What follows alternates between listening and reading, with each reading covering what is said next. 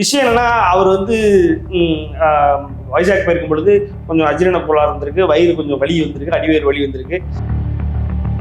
கூலியே வேணாம் தலைவா, நீங்க ரெஸ்ட் எடுத்து ஜம்முன்னு இருந்தாலே போதும். ஆனா அவர் அப்படி நினைக்க மாட்டாரு. அவர் என்ன சொல்றாரு, கூலி முடிக்கிறன்றாரு. கூலி வேண்டாம், தேவையே இல்லை, அங்க போனீங்கன்னா அங்க போய் தான் உங்களுக்கு இப்படி ஆயிடுச்சு. அவரும் செய்யாத சேட்டை இல்லை, சின்ன வயசுல அவர் செய்யாத.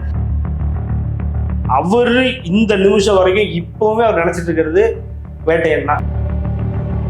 அவரு கான்ஃபிடன்ட் எவனாலும் அடிக்க முடியாது, அந்த அளவுக்கு எவனாலும் நிற்கவும் முடியாது அவர் முன்னாடி. ஸோ அப்படிங்கும் பொழுது ஃபேன்ஸை பொறுத்த வரைக்கும் இது இந்த படத்தை வந்து ஒரு ஜெயிலரை கொண்டாடுறதை விட இந்த 2 மடங்கு கொண்டாடணும். குழந்தைங்களுக்கு சொத்து சுகம் சேர்க்கறதை விட முக்கியம் நல்ல அறிவும் ஆற்றலும் கொடுக்கறது தான். 4 to 14 years கிட்ஸ்க்கான ஸ்கில் டெவலப்மெண்ட் ப்ரோக்ராம் தான் Brain O'Brain, always one step ahead. வணக்கம் மக்கள், ஜுதிஷ் பிஜே பிரணேஷ். நீங்க பார்த்துட்டு இருக்கிறது டேக் ஒன் தமிழ். இன்னைக்கு என் கூட சத்யன் ராமசாமி அவர்கள் இருக்காங்க. அவர்கிட்ட நிறைய விஷயங்கள் வேட்டையின் பத்தி பேச போறோம், வாங்க பேசலாம். வணக்கம்.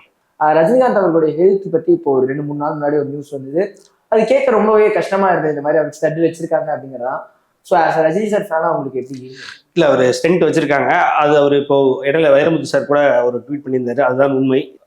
கரெக்டாக சொல்லணும்னா ஒரு 60 பேர் 70 பேர் ஃபேன்ஸ் வந்து இருந்திருக்காங்க.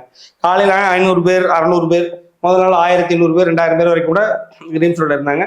இது வந்து அங்கே உள்ள, அதாவது தலைவருடைய நீங்கள் கரெக்டாக உங்களுக்கு தெரிஞ்சிருக்க வாய்ப்பு இல்லை. நான் என்ன சொல்கிறேன்னா, மன்றம், எங்களுடைய மன்றத்தில் கத்தீட்ரல் ரோட்லேயே ஒரு மன்றம் இருக்குது. இன்னும் சொல்ல போனால் போயஸ் கார்டன் தலைவர் ரஜினிகாந்த் ரசிகர் மன்றம்னு ஒன்று இருக்குது.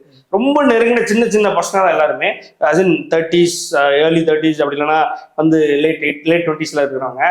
அவங்கெல்லாம் பார்த்தீங்கன்னா அப்போ எப்பயுமே அவர் வீடை சுற்றி அப்படிதான் இருப்பாங்க. அவங்க வீடுகள்லாம் அங்கே பக்கத்தில் தான், ட்ரிப்ளிகன் அந்த ஏரியா தான். ஸோ அவங்க வீடுகள்லாம் அந்த பக்கம் மயிலாப்பூர் ட்ரிப்ளிகன் இந்த ஏரியா தான். அப்படின்றதுனால அங்கே தான் இருக்கிறாங்க. ஸோ அவங்க கொஞ்சம் பேர் அங்கே இருந்தும் அவங்களுக்கு எதுவும் பண்ண, ஏன்னா அவங்களாம் அடிக்கடி போய் வராங்க அப்படின்றதுனால. நீங்கள் உங்களுக்கு அதில் ஒருத்தர் வந்து பாலுன்னு சொல்லி ஒருத்தர், அவர்லாம் எப்படின்னா கரெக்டாக 90 தடவை படம் பார்ப்பாரு, 110 தடவை படம் பார்த்துன்னு ஒவ்வொரு டிக்கெட்டையுமே அந்தந்த தியேட்டரில் போய் எடுத்து ஃபோட்டோ எடுத்து ட்விட்டரில் போடுற ஒரு ரஜினி பாலுன்னு அவ்வளோ ஃபேமஸ்ஸு. அவர் வந்து ஒரு தடவை ஏர்போர்ட் அடிக்கும் போது, தலைவரே பாலு வரக்கூடாது அப்படின்னு சொல்லி அன்னையிலேருந்து அவர் வராது. அது வந்து மீடியாலே நீங்கள் பார்த்தீங்கன்னா ரஜினி தனது ரசிகரிடம் கோபம் கடிந்து கொண்டார் அப்படி இப்படின்லாம் நீங்கள் அடிச்சு பார்த்தீங்கன்னு ஏதோ பார்த்தீங்கன்னா வரும். அது ரொம்ப ஃபேமஸ் ஆச்சு. ஸோ பாலு வரக்கூடாதுன்னு பேர் சொல்லி வரக்கூடாது, பேர் சொல்லி தெரியக்கூடியவங்க. விஷயம் என்னன்னா, அவர் வந்து வைசாக் போயிருக்கும் பொழுது கொஞ்சம் அஜீரண கோளாறு இருந்திருக்கு, வயிறு கொஞ்சம் வலி வந்திருக்கு, அடிவயிறு வலி வந்திருக்கு. என்னன்னு பார்க்கும்போது ஃபர்ஸ்ட் என்னன்னா, அவருடைய ஆஸ்தான இது டாக்டர் அவர் தான் பார்த்தீங்க அப்படின்னா தலைவர் சிங்கப்பூருக்கு அனுப்பினவர். ஐசபல் ஹாஸ்பிட்டல், மயிலாப்பூர் ஐசபல் ஹாஸ்பிட்டல் இருந்து சிங்கப்பூருக்கு அனுப்பினவர் அவர் தான். அப்பவே இருந்தே ராஜேந்திர ரவிச்சந்திரன் சொல்லி ரொம்ப ஃபேமஸ். அவரு சொல்லி தான் வந்து எல்லாமே நெஃப்ராலஜிஸ்ட். அவர் சொல்லி தான் தலைவர் இன்னைக்கு வரைக்கும் மெடிகேஷன்லாம் எடுத்துட்டு இருக்காரு. அவர் தான் தலைவர் அரசியலுக்கு வர வேண்டாம்னு அட்வைஸ் பண்ணவர். ஆமா, அவர்கிட்ட ஒரு டெலிகன்சல்டேஷன் அங்கிருந்து வைசாக்ல இருந்து இந்த மாதிரி இப்படி ஆகுதுன்னொடனே அவரு அங்கேருந்தே ஒரு ஐடியா பண்ணி நீங்க இதெல்லாம் மெடிகேஷன் எடுத்துக்கோன்னு சொல்றாரு. 2 நாள் எடுத்திருக்காரு. எடுத்ததுக்கப்புறம் எனக்கு அப்படி இருக்கு அப்படின்னு, அப்படி இருந்ததுன்னா நீங்க வாங்கன்னு முதலே சொல்லியிருக்காரு.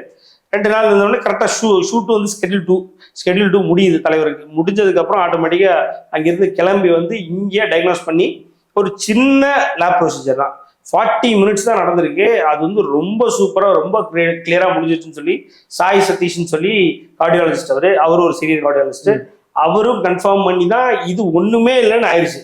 ஸோ இருந்தாலும் வந்து தலைவர் ரேஞ்சுக்கு ஒரு இன்டென்சிவ் கேரில் வைக்கணும், கண்டிப்பாக வச்சே ஆகணும். ஏன்னா இப்போ நீங்கள் ஒரு ராஜ்பவன்லேருந்து உங்களுக்கு வந்து நலம் பெற வாழ்த்து வருது, அதே நேரத்தில் சந்திரபாபு நாயுடு தெரிவிக்கிறாரு, ஒரு கன்னடத்துலேருந்து ஒரு சிஎம் தெரிவிக்கிறார், இப்படி உலகத்தில் உள்ள பெரிய பெரிய ஆட்கள் எல்லாருமே தெரிவிக்கிறாங்க. தெரிவிக்கும் பொழுது ஆட்டோமேட்டிக்காக அப்படியான ஒரு மனிதரை வந்து நீங்கள் ஈஸியாக டீல் பண்ண முடியாது. என்னதான் லேப் ப்ரொசீஜர்னாலும் ஒரு 2 மணி நேரம் ஐசியூவில் வச்சுருக்காங்க. அதுக்கப்புறம் ஃபர்ஸ்ட் ஃப்ளோரில் சாதாரண வார்டில் வச்சுருக்காங்க. அது அவருக்குன்னு ஒரு சாதாரண ஜென்ரல் ரூமில் வச்சுருக்காங்க. வச்சுட்டு அதுக்கப்புறம் அன்னைக்கு 2 நாள் இருந்தாரா, ஒரு நாள் மார்னிங், அப்புறம் அடுத்த நாள் நைட்டு கிளம்பி வந்துட்டார். அவ்வளோதான், ஒரு நாள் இருந்ததான் ப்ரொசீஜரு. அந்த வயசுக்கான டயர்ட் இருக்குல்ல, அந்த வயசு எப்படி என்ன இருந்தாலும் சூப்பர் ஸ்டார்னாலும் வயசுன்றது வயசு தான், 2வது டே. ஸோ அப்படின்றதுனால அந்த டயர்டில் தான் தலைவர் இருக்கார். வைரமுத்து சார் கூட அழகாக எழுதியிருந்தார். எப்படின்னா, நான் அதே குரலை கேட்டேன், அதே காந்த குரலை கம்பீரமான குரலை கேட்டேன், எப்படி இருக்கீங்கன்னு கேட்கும்போது ரொம்ப நல்லா இருக்கேன், கொஞ்சம் டயர்டாக இருக்கேன்னு சொன்னார் அப்படின்னு சொல்லி எழுதியிருந்தார். அதுதான் உண்மை, டயர்டாக இருக்கார் தலைவர். ஒன்றும் இல்லை, அவர் ஸ்கெடியூல் வந்து எப்படி பார்த்தாலும் அவர் அடுத்த ஸ்கெடியூல் என்ன சொல்லியிருக்காரு அப்படின்னா நவம்பர் தான் சொல்லியிருக்காரு. ஸோ நவம்பருக்குள்ளே அவர் அழகாக பேக் டு ஃபார்மில் போயிடுவார். அவர் இந்த நிமிஷம் வரைக்கும் இப்போவுமே அவர் நினச்சிட்டு இருக்கிறது வேட்டையனை பற்றி தான். ஏன்னா அவர் எப்படின்னா கிட்டத்தட்ட 50வது வருஷத்துல இருக்காரு, வயசு அவருக்கு 74 ஆகுது. 171வது படத்துக்கு ஷூட்டிங் போயிட்டு இருக்காரு. 170வது படம் ஆடியோ லான்ச்ல என்ன சொல்றாரு, ப்ரொடியூசர் காசு திருப்பி ப்ரொடியூசர் எடுத்து கொடுத்துருன்றாரு. இப்படி டெடிக்கேட்டடா எனக்கு தெரிய இந்த ஸ்கேல்ல எந்த மனிதரும் நான் பார்த்ததில்லை, யாரும் எங்கேயும் கேள்விப்பட்டிருக்க மாட்டோம். அப்படிங்கும் பொழுது இப்படியான ஒரு மனிதர் இன்னைக்கும் வந்து வேட்டையன் எப்படி போயிட்டு இருக்கு, வேட்டையனை பத்தி மக்கள் என்ன பேசுறாங்க, ட்ரெய்லரை பத்தி மக்கள் என்ன பேசுறாங்கன்றதை பத்தி மட்டுமே தான் யோசிச்சுட்டு இருக்கிறாரு. ஸோ அது வந்து இது வந்து ஒரு திருஷ்டி. இந்த திருஷ்டி வந்து அவருக்கு 2010 எந்திரன் வந்தப்ப அது முடிச்சுட்டு D40ன்னு ஒரு விழா, அந்த விழால பாலச்சந்தர் சார் தலைவரை வச்சு உட்காந்து ஒரு குரு சிஷியன் பேட்டி மாதிரி இருக்கும். அப்ப கூட பாலச்சந்தர் சார் சொல்லுவாரு, இன்னைக்கு இந்தியாவிலே நீ தான் நம்பர் 1 நடிகர்னு NDTV-லாம் பேசிக்கிறாங்க, உன்னையே தான் சொல்றாங்க அப்படின்றாரு. அப்படிங்கும்போது கூட அவர் சொல்லுவாரு, இல்ல இந்த ஒரு படத்தை வச்சு நீங்க இட போட்டக்கூடாது, எந்திரன்றதும் சங்கருடைய படைப்பு, அதுல நானும் ஒரு பாத்திரமா இருக்கேன் வெளியே அப்படின்ற மாதிரி சாதாரணமா சொல்லுவாரு. ஸோ உண்மை என்னன்னா, அவரு என்னைக்குமே வந்து அவர் தன்னைத்தானே தாழ்த்திக்கிட்டு இன்னும் வந்து ஒரு புதுசா படம் நடிச்சு கொடுத்தா என் படம் ஓடுதான்ற அந்த ஒரு தவிப்புல இருக்கா பார்த்தீங்களா, அந்த மாதிரியே இருக்கிறாரு சூப்பர் ஸ்டார். அதுதான் வந்து அவரை வந்து இன்னைக்கு வரைக்கும் நம்பர் 1 வச்சிருக்கோம் என்னமோ. ஸோ இதெல்லாம் அவர்கிட்ட ஒரு கத்துக்கிற ஒரு படிப்பு தான். ஸோ உண்மை என்னன்னா, வேட்டையனை நம்ம எந்த அளவுக்கு ஹிட்டாகி கொடுக்குறோமோ அந்த அளவுக்கு வந்து நான் ஃபேன்ஸுக்கு சொல்றேன், மக்கள் வந்து அவங்க பார்த்து அவங்க முடிவு பண்றதுதான். தலைவரே சொல்லியிருக்காரு, சூப்பர் ஸ்டார் படம்னாலும் நல்லா இருந்தால் தான் மக்கள் பார்ப்பாங்கன்னு. ஃபேன்ஸை பொறுத்த வரைக்கும் இந்த படத்தை வந்து ஒரு ஜெயிலரை கொண்டாடுறதை விட இந்த 2 மடங்கு கொண்டாடணும். ஜெயிலர் நாங்கள் யாரும் கொண்டாடவே இல்லை படம் வர்ற வரைக்கும், படம் வந்ததுக்கப்புறம் தான் கொண்டாட ஆரம்பிச்சோம். ஸோ அதே மாதிரி இதுவும் வந்து முன்னாடி வேண்டானாலும் படம் வந்ததுக்கப்புறம் படத்தை தூக்கி வச்சு கொண்டாடணும். ஏன்னா நார்த் அமெரிக்காவில் ஒருத்தன் 25-30 லட்சம் டிக்கெட்டை விற்கும் பொழுது இங்கே தமிழ்நாடுக்கு என்னைக்கு புக்கிங் தான் ரெடியாக இருக்கான். புக்கிங் ரெடியாக இருக்கிற அன்னைக்கு இந்த ப்ராக்ஸி புக்கிங் அது இதுன்னு எல்லாத்தையும் அடிச்சு நொறுக்கி நானே 120 டிக்கெட்டுக்கு இப்போவே ஆளுங்களை பேசி வச்சுட்டேன். 120 டிக்கெட் 150 டிக்கெட்னு ஒவ்வொருத்தரும் எடுக்கணுன்றதுல எந்த ஒரு என்ன சொல்றது, அதில் பிசிறு தட்டாம எடுக்க போகிறோம். எடுத்து இதுதான் வந்து தலைவர்களுடைய ஹையஸ்ட் கலெக்டட் மூவி அண்ட் தமிழ்நாடுல தமிழ் படங்களின் ஹையஸ்ட் கலெக்டட் மூவியா வர்றதுல எந்த மாற்று கருத்தும் இல்லைன்ற அளவுக்கு ரெடியா இருக்கும், பார்ப்போம். பட் மற்றபடி தலைவர் இந்த மாதிரி நிறைய ஆயிருக்குங்க. தலைவருக்கு 2010 ஆச்சா, 16 ஆச்சு, 20 ஆச்சு, இப்ப பாத்தீங்க அப்படின்னா மறுபடியும் ஆயிருக்கு. ஏன்னா அந்த வயசுக்குள்ள அவர் வந்துட்டாரு, அவரும் செய்யாத சேட்டை இல்லை, சின்ன வயசுல அவர் செய்யாத இல்லவே இல்லை. அப்புறம் ஆட்டோமேட்டிக்கா நம்ம அதை அக்செப்ட் பண்ணிக்கிறோம், அவரே அக்செப்ட் பண்ணிக்கிறாங்க போது அவருடைய ரசிகனா அவருடைய சிஷியனா நம்மளும் அதை அக்செப்ட் பண்ணிக்கிறோம். ஆனா அவர் என்னன்னா, எங்களுடைய மனசுல ஒரு ஓரத்துல நிறைஞ்சிருக்கிற விஷயம் என்னன்னா, கூலியே வேணாம் தலைவா, நீங்க ரெஸ்ட் எடுத்து ஜம்முன்னு இருந்தாலே போதும். ஒரு பொங்கல் தீபாவளி வழக்கம் போல அந்த பட்டு சட்டையை போட்டு அந்த ஷேர் மலையை இருந்து கையை காமிச்சிட்டு வீட்டுக்குள்ள போய் இருந்தா போதுன்றதுதான் எங்க எல்லாருடைய நினைப்போம். ஆனா அவர் அப்படி நினைக்க மாட்டாரு. அவர் என்ன சொல்றாரு, கூலி முடிக்கிறன்றாரு. கூலி முடிச்ச கையோட ஜெயிலர் 2க்கு போறாரு. அதாவது 175வது படம் 50வது வருஷத்துல வரணும்ன்றாரு. இது சாத்தியமே இல்லாத அவர் சொல்றாரு, அட்லீஸ்ட் வந்து என்னுடைய 50வது வருடத்துல இல்ல 51வது வருடத்துல நான் 175 படம் முடிக்கணும் அப்படின்றாரு. அவரை பொறுத்த வரைக்கும் அவர் ஒரு பேன் இண்டியன் ப்ராஜெக்ட் வந்து கூலியே பேன் இண்டியா தான். இன்னும் அவர் என்ன எதிர்பார்க்கிறாருன்னா, ஒரு பேன் இண்டியன் ப்ரொடக்ஷன் கம்பெனில ஒரு பேன் இண்டியன் டைரக்டர் கூட பண்ணுன்ற அளவுக்கு தான் அவர் பேசுறாரு. அவருடைய எண்ணம் 175 படம் 50வது வருடத்தை கடந்து 175வது படத்தை பேன் இண்டியன் படமா ஹையஸ்ட் கலெக்டட் மூவி இந்த இந்தியன் இண்டஸ்ட்ரின்னு பேர் வாங்கணுன்ற அளவுக்குலாம் அவர் பிளான் பண்றாரு. அதற்கான என்ன சொல்றது ஆங்கிள் எல்லாமே இருக்கு. அவருக்கு அது நடக்கலாம், வேற எவனுக்கு நடக்காதுன்ற அளவுக்குலாம் இருக்கு.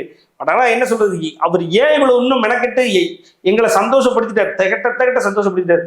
உடம்ப பாருங்க தலைவான் தான். அன்னைக்கெல்லாம் கூட அப்படிதான், கூலியே வேண்டாம் தான் வெளியில போயிட்டு அடிக்கிறாங்க, கூலி வேண்டாம் தேவையே இல்லை, அங்க போனீங்கன்னா அங்க போய் தான் உங்களுக்கு இப்படி ஆயிடுச்சு. ஏன்னா எல்லாத்துலயே ரசிகன் தானே அப்படின்னு சொல்லிட்டு இருக்காங்க. ஆனாலும் என்ன, அவர் கேட்க மாட்டாரு, அவரு எங்க பேச்சை என்னைக்குமே கேட்க மாட்டாரு. அதே மாதிரி நாங்க அவர் பேச்சை என்னைக்குமே கேட்காம இருந்தது இல்லை. அவருக்கு எது சந்தோஷமோ அதான் எங்க சந்தோஷமா தான். அதே மாதிரி இந்த கூலியுமே வந்து கிட்டத்தட்ட 6 ஸ்கெட்யூல் அப்படின்னு சொல்லியிருக்காங்க. ரொம்ப நாளுக்கு அப்புறம் 6 ஸ்கெட்யூல் கொடுத்து நடிக்கிற படம்.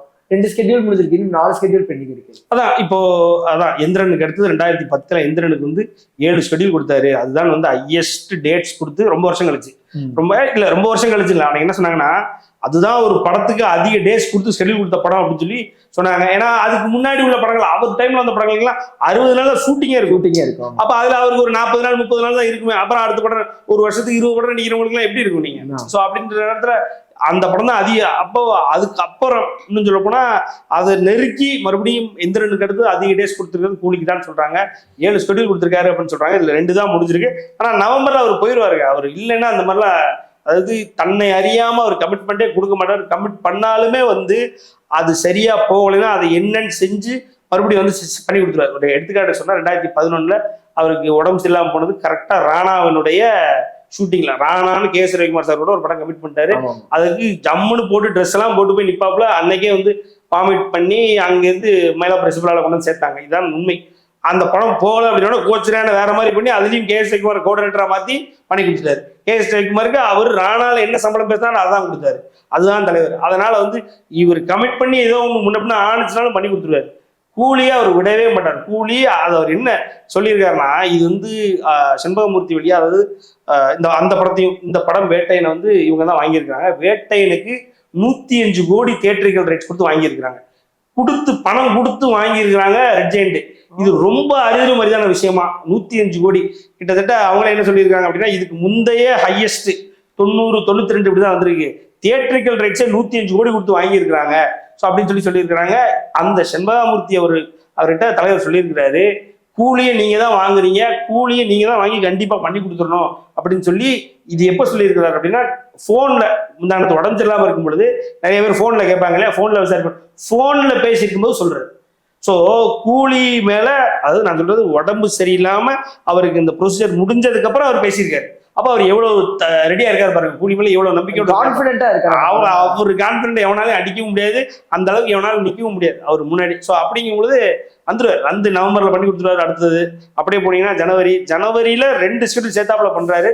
பிப்ரவரியோட முடியுதுன்னு சொல்றாங்க. நிறைய விஷயங்கள் பேசணும். இந்த ஒரு சந்திப்புக்கு ரொம்ப ரொம்ப நன்றி. For traditional, latest and modern jewelry, visit Jill Mill Fashion Jewelry at T Nagar, Chennai.